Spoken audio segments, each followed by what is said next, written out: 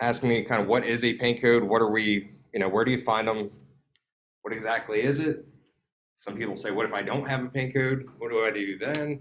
So we're going to go over all that stuff and kind of break it down for you so you guys know what they are. First, I'm going to do a share. What's up, Charlie? Okay.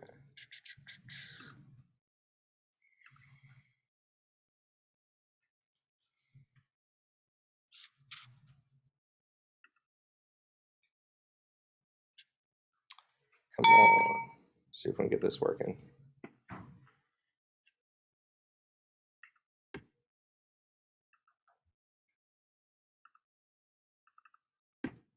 There we go.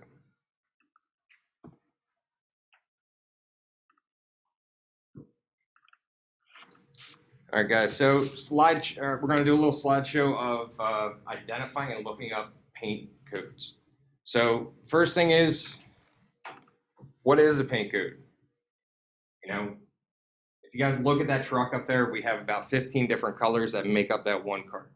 When you guys get into custom stuff like this, you're not going to find a sticker that we're looking at, that we're going to look at coming up here. This is a custom job, and if it was repaired somewhere and they did a custom paint job, hopefully they were nice enough and left you the paint codes. Because a paint code is something that is very unique. If you guys, who in here has been to Home Depot and seen that giant wall of paint, like all the different paint chips, right? Looks like this big rainbow wall pretty much. From A to Z, you have everything from white to like crazy hot pink. And pretty much the paint code is a series of numbers or letters kind of put together that is the code that gives you the formula to mix your paint, the correct color, that is. So if we're looking at this Ferrari up here, or Lambo, which one of these three codes would you say its paint code is? The one in the first column, the second column, or third? Third. You say third, you say second? Third in the middle. So it's tough, right? You're looking at, you don't know really which one it is just by looking at a chip. Right? It's got that crazy orange flap to it. The reason a paint code is so important is because they might have made 10 different colors of orange, 10 different colors of yellow, and they all might match a tiny, tiny bit. But you don't know what the factory color is unless you find the paint code. So luckily, when a car is made at the manufacturer, the plant will actually take the paint code and put it on the car somewhere, usually in a sticker, but they're going to tell you exactly what color was used on that vehicle on the assembly line. So why do we need the paint code? Well, first of all, it's the best starting point. It's the best starting point when you guys are color matching. Again, we might have 5 different colors of green, and we need to find the green that matches our vehicle. So at least if we can kind of narrow it down to like 2 or 3 colors, it's a lot easier to match off of 2 or 3 than it is off 15 different colors. There are many different variants of every color, and this is going to help us match the factory color. So I gave everyone a handout, and for you guys online, this is actually in our Google Classroom, but you guys will have this same copy as a digital copy. But there are 2 pages with it. One, you have a paint code and vehicle information sheet. Don't worry about that just yet. The other one is the same slide that we're looking at right now. When you go to find a paint code, not every manufacturer is exactly the same. So, John, what kind of car do you have? Or truck? What make is it? Chevy? So if you're to look at your sheet, let's see, Chevy, if we go to Chevrolet, it says 3, 5, 11, and 12. So Chevrolet right here, 3, 5, 11, and 12. Those numbers correlate up here. So 3 would be your glove box. We have another wonderful announcement.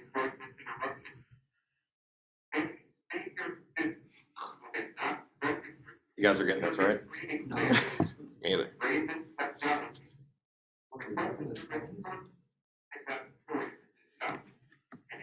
You're already down. Read to Grandma. Take care of you.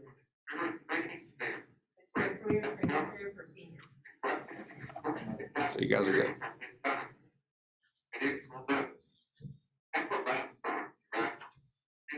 I don't know why they even try with it. All right. So anyway, if you're looking at a Chevrolet, 3, 5, 11, and 12. So 3 would be your glove box, 5 would be, up here somewhere or under the hood. 11 would be your back door, or the other one is 12. So really, your paint code could be anywhere on your vehicle. 9% of the time, they're going to be in the glove box. Like yours is probably in the glove box. Most Chevy Silverado trucks, S10s, any of the big work trucks, you're going to be able to open up the glove box, and 90% of the time, it's right there.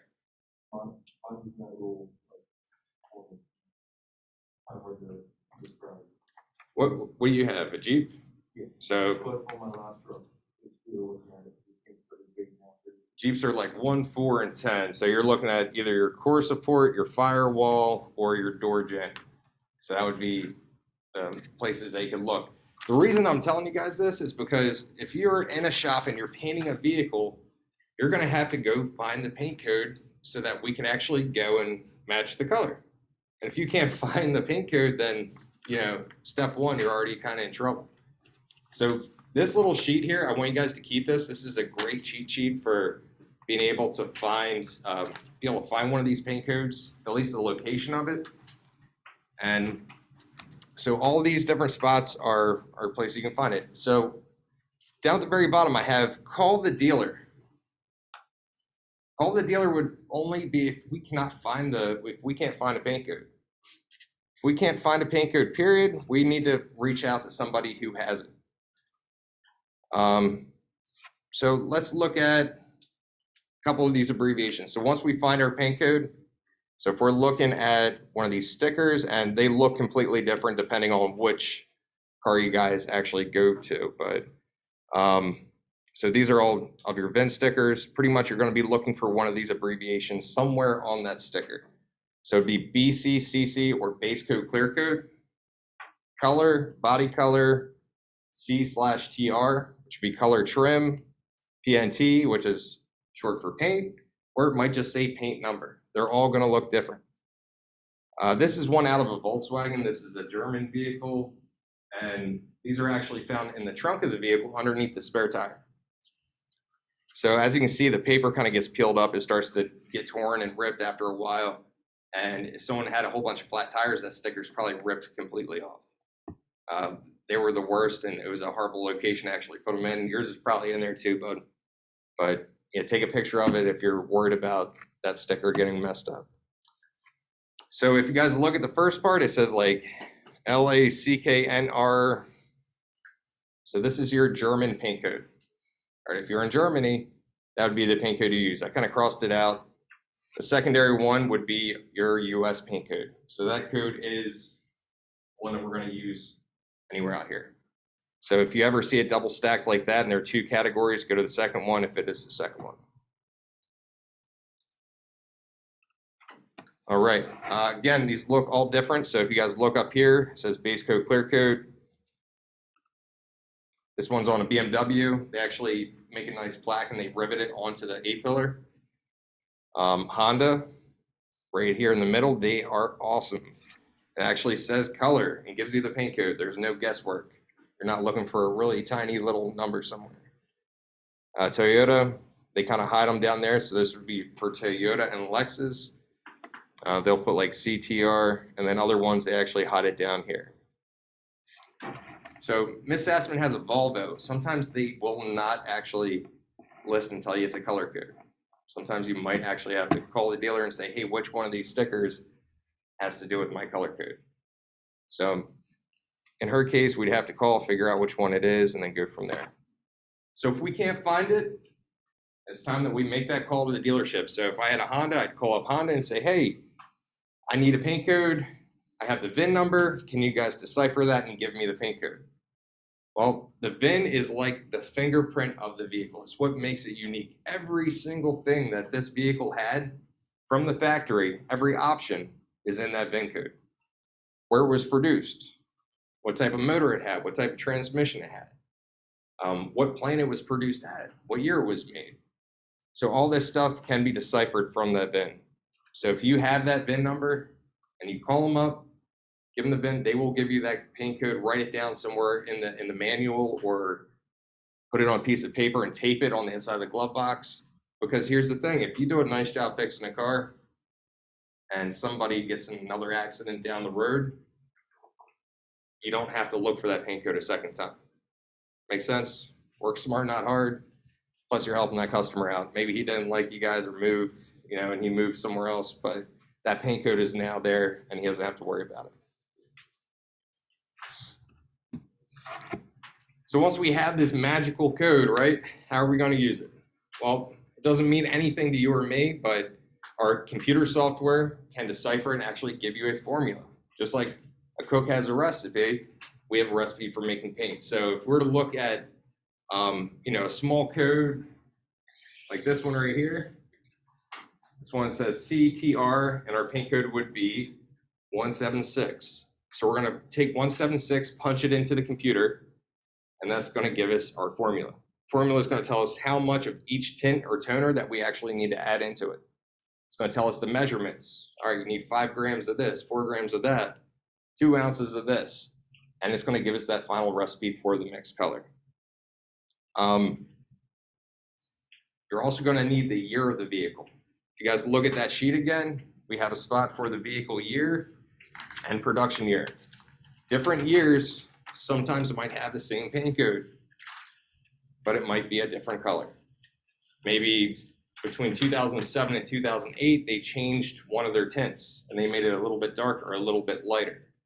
So that same paint code could be different if you don't have the proper year.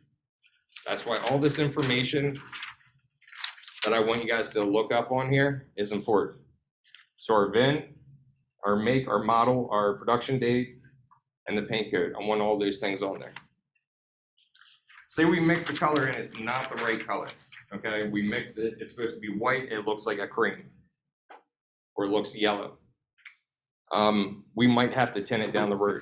Or you run into it, like Michael's truck, it's been out in the sun for years. So that color is, I guarantee, not the original color. Like, it has faded a little bit. So we're probably gonna have to tint that a little bit when we go to mix that color. So it makes it a little bit more difficult, but at the same time, you can get there. Sometimes you luck out and it's the exact same color you need. Other times you have to put a little bit extra work in. The other thing, we're gonna have to pick the best variant. So when I punch in a code to the computer, it's gonna say, there are 3 main choices that people always use for painting this car. It'll break it down to 3 different ones. It'll be like, one might be a little bit bluer, one might be the prime, and the other one will be the actual, like one will be a little bit bluer maybe. But they give you those 3 ones. Your prime is usually the main one that everyone goes with, because it's the one that everybody else has used. It's the most common color out there.